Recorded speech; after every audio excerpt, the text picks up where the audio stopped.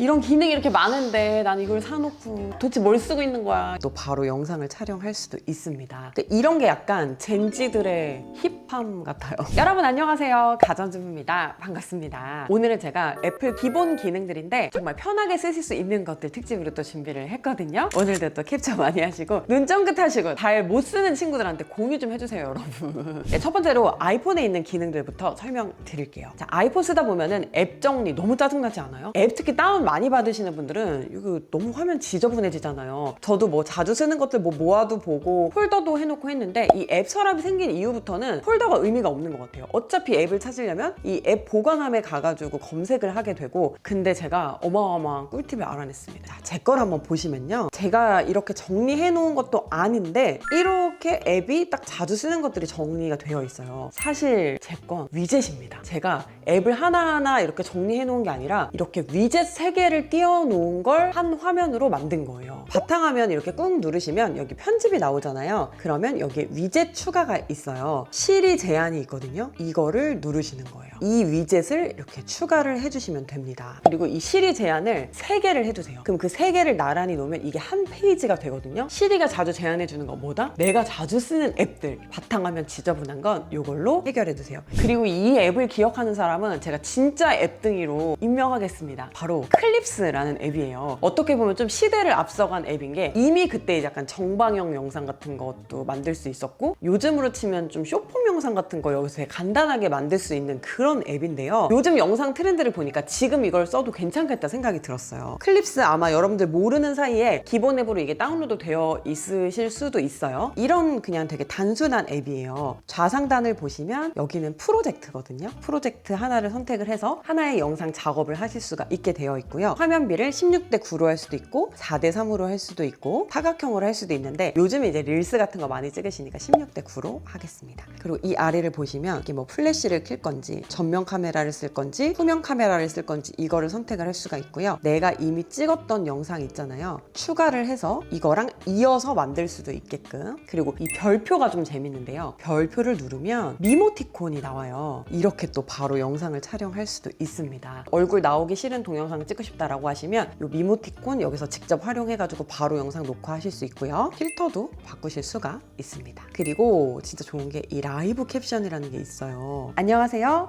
가전주부입니다. 반갑습니다. 오타는 이제 추후에 수정하시고 모드라고 해서 뒤에 합성을 해가지고 배경을 또 가릴 수도 있고 자막을 뭐 넣으실 수도 있습니다. 그리고 뭐 스티커도 이렇게 넣으실 수가 있어요. 그러니까 이런 게 약간 젠지들의 힙함 같아요.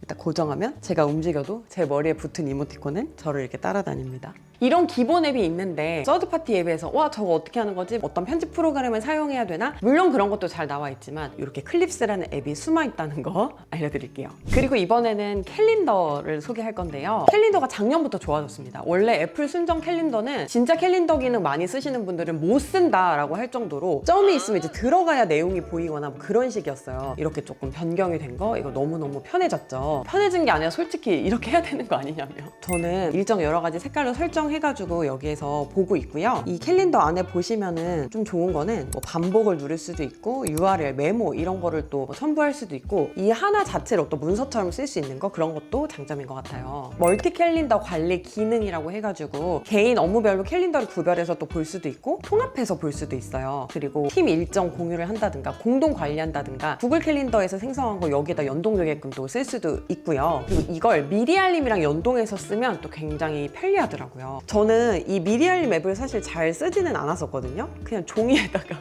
다이어리에다가 쓰고 이제 이렇게 했었는데, 이벤트와 미리 알림 이렇게 두 가지가 나눠져 있는데 이 중에 미리 알림을 눌러요. 그러면 말 많은 소녀 촬영, 그 다음에 날짜를 오늘로 하고 뭐 시간은 4시 이런 식으로 추가를 합니다. 자, 그러면 이 시간 안에 이게 들어가 있고요. 만약에 시간을 설정하지 않으면 하루 종일 이 투두 리스트에 들어가 있어요. 그래서 얘를 다 했다 하면 이렇게 또 지울 수가 있는 거예요. 자, 그리고 이거를 위젯으로 했을 때 이런 식으로 위에 내가 오늘 해야 될 일 투두리스트가 메모장에 딱 붙여가지고 써놓은 것처럼 이렇게 붙기 때문에 더 해야 할 일을 놓치지 않고 할 수 있는 거, 이런 거 너무 편하더라고요. 또 이거를 매일매일 해야 되는 것들 있잖아요. 예를 들면 뭐 물을 마신다든가 그런 것들도 여기다가 미리 알림으로 넣으시면 까먹지 않을 수 있는데, 예를 들면 뭐 물 마시기 이렇게 할게요. 물 마시기 이렇게 해서 반복을 누르면 매일 오후 2시에 추가가 되면은 매일 오후 2시마다 물 마시기가 들어가 있는 거예요. 그래서 나는 매일 오후 2시에 물 마시는 시간, 이것도 사람이 지우고 싶은 게 인지상정 아니겠어요? 그래서 물을 아무래도 조금 더 먹을 수 있다든가, 뭐 이건 또 애플워치랑도 연동이 되기 때문에 이런 식으로 사용을 하시면 루틴 만들기에도 되게 좋을 것 같아요. 그리고 이 미리 알림도 시리한테 또 시킬 수도 있는데요. 시리야,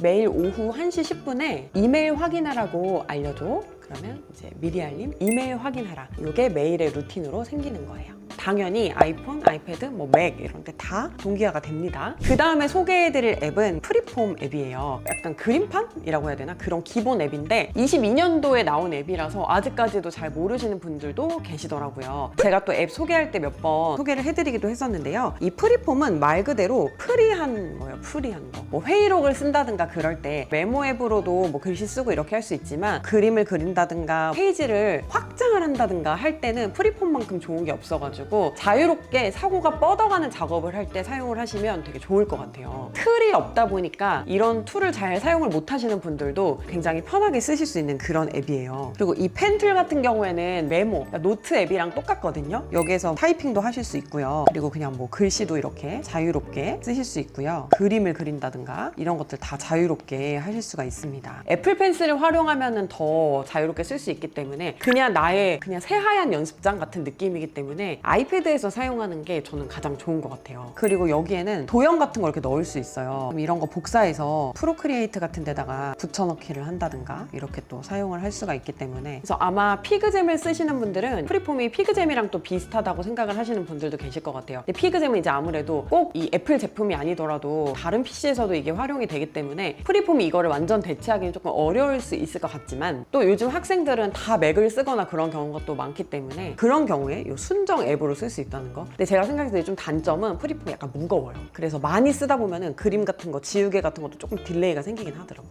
그래서 저는 이 프리폼을, 우리 딸이 이걸 진짜 잘 써요.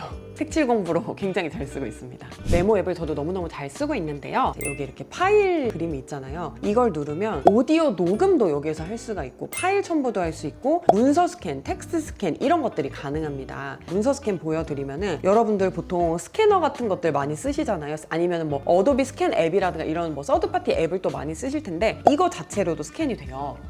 이거 자체에서도 스캔을 지원을 합니다. 그래서 이런 식으로 스캔을 하면 여기에서 이렇게 또 바로바로 편집을 해가지고 또 저장을 할 수 있는, 이렇게 또 쓸 수가 있는 거. 그리고 오디오 녹음 기능이 또 되게 좋은데, 네, 에어랩이 나오면서 대한민국 헤어스타일의 상향 평준화가 저는 된 것 같아요. 네, 이런 식으로 녹음을 했어요. 그러면 여기 전사문이라고 해가지고 받아쓰기가 나오는데요. 사실 좀 발음이 무너진 걸 감안하면은 저는 받아쓰기 꽤 잘했다고 생각을 하고, 그리고 이제 저는 여기서 폴더를 많이 건드리진 않았는데 여기 폴더를 생성을 할 수가 있어요. 가전주부 폴더를 만들도록 하겠습니다. 그러면 이쪽에 가전주부 폴더가 생기죠. 이 안에서 가전주부 관련된 거는 이 안에다가 모아서 둘 수 있는 거고요. 그리고 또 이쪽에 보면은 해시태그들이 이렇게 많이 있어요. 이게 뭐지? 라고 했을 때 이렇게 딱 가면은 제가 돌잔치 정보 어떻게 했는지를 이렇게 써놓은 거였는데, 이렇게 해시태그에 딱 다 되어 있어가지고 해시태그로도 이 문서를 또 쉽게 찾을 수가 있다는 거.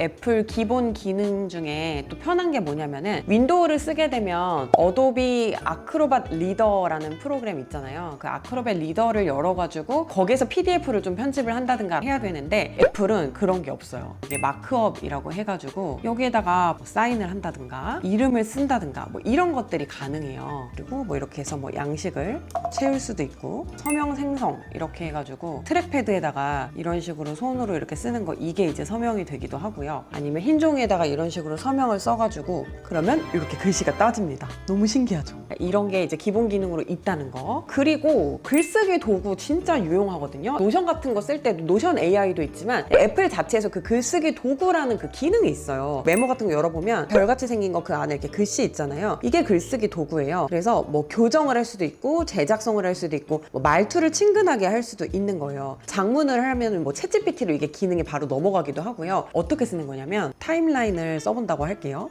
이렇게 해서 글쓰기 도구를 쓰잖아요. 이모티콘을 추가해줘. 이렇게 하면 이런 식으로 어울리는 이 글에 맞는 이모티콘을 여기다 다 추가해요. 가방 검사라고 하니까 가방, 그럼 여행지 하니까 지구 이모티콘 이렇게 넣어줬거든요. 그리고 이게 페이지스인데 여기서도 글쓰기 도구가 있어요. 교정을 해달라고 하면은 이런 식으로 뭐 교정을 이렇게 해주기도 하고요. 글쓰기 도구에서 조금 더 전문적으로 바꿔달라고 하면 40이 되었다 했는데 40살이 되었습니다. 사실 2년 전부터 연나이로 40이었지만 뭐 이런 식으로 하면서 조금 더 전문적인 말투로 바꿔주기도 하고, 친근하게 바꿔달라고 하면 와 벌써 40이 됐네 헷갈렸잖아. 약봉투에도 40이라고 쑥쑥 바뀌어 나오니까 진짜 40 맞나 봐. 한번 써보시는 것도 괜찮을 것 같아요. 그리고 발표 준비 같은 거 하실 때 보통 뭐 PPT도 많이 쓰시고 키노트도 많이 쓰시는데, 그래도 이제 키노트에 또 좋은 기능들이 있는데요. 라이브 영상을 삽입할 수 있는 기능이 있습니다. 이런 기능이 있는데요. 이렇게 스타일도 바꿀 수 있고, 내 발표 안에 이 라이브 캠을 이용할 수가 있어요. 이걸 어디다 쓰냐면 뭐 발표할 때도 내 얼굴을 뭔가 좀 크게 보여줘야 되는 그런 상황이 있을 수 있잖아요. 그럼 별도의 카메라 없이 그냥 이 맥북에 달려있는 카메라로 이거를 삽입을 할 수도 있고, 이렇게 키노트에 보면은 이 아이패드를 리모컨처럼 사용해서 근처에 있는 맥, 아이패드 또는 아이폰에서 슬라이드 쇼를 발표할 수 있습니다. 그래서 계속을 누르면 이렇게 연결을 할 수가 있어요. 두 개를 이렇게 연결을 하면 되고요. 키노트 설정에 들어가서 여기 리모컨에서 이렇게 아이패드를 선택해 주시면 연결이 됩니다. 재생 이렇게 누르면요. 아니면 뭐 이런 식으로 레이저로 뭐 이렇게 하면서 보여드릴 수도 있고요. 메모를 하면서도 여기서 동시에 화면을 보여드릴 수가 있어요. 리모트 컨트롤 기억해 주시고요. 편하다 이런 거 진짜. 이런 기능이 이렇게 많은데 난 이걸 사놓고 도대체 뭘 쓰고 있는 거야. 유튜브나 보고 넷플릭스나 보지 진짜. 그리고 사실 제가 이 맥북 에어에서 가장 자주 쓰는 앱이 페이지스라는 앱이에요. 이것이 워드도 아니고 한글도 아닌 어쨌든 문서인데 디자인이 가미된 문서라고 봐주시면 좋을 것 같거든요. 저는 책을 이제 여기서 쓰고 뭐 원래는 이제 뭐 크래프트나 메모로 글을 써가지고 편집자 님께 넘겨드리기도 했는데, 그거보다 이렇게 문서화된 게 뭐 차후에 뭐 수정을 하시거나 하기에 더 편리하다고 하시더라고요. 그래서 편집자님도 의외로 한글을 안 쓰시고 그냥 페이지스를 쓰고 계셔서 저희는 이 페이지스로 협업을 하고 있습니다. 그래서 저는 이런 식으로 다음으로 넘길 에세이를 이렇게 쓰고 있는데요. 자, 여기에도 뭐 주석 달기 같은 거 가능해요. 그래서 이전 버전에서 썼던 비슷한 내용 지우고 이 챕터로 대신해주세요. 뭐 이런 거를 여기다가 남기게 되면 답장을 받을 수도 있고 이렇게 딱 표시가 돼가지고 이렇게 뜨거든요. 그리고 뭐 미디어라고 해서 이렇게 뭐 오디오 녹음도 여기다가 넣을 수 있고, 여기서 뭐 사진 찍기,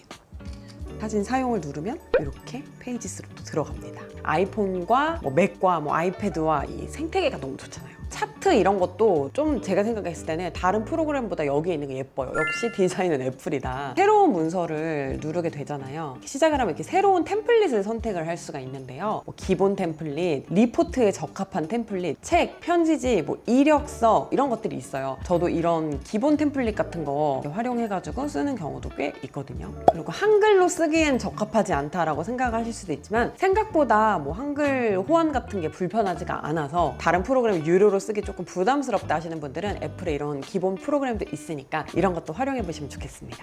지난번에 제가 맥 꿀팁을 알려드렸었고, 오늘은 또 애플의 기본 프로그램들의 활용법도 알려드렸어요. 그래서 애플 기본 앱 꿀팁 중에 여러분들이 공유하고 싶은 게 있다면 댓글로 달아주시고요. 구독도 해주시고요. 앞으로도 또 유용한 정보로 찾아오도록 하겠습니다. 오늘 영상은 여기까지입니다. 우린 또 다음 영상에서 만나요. 안녕.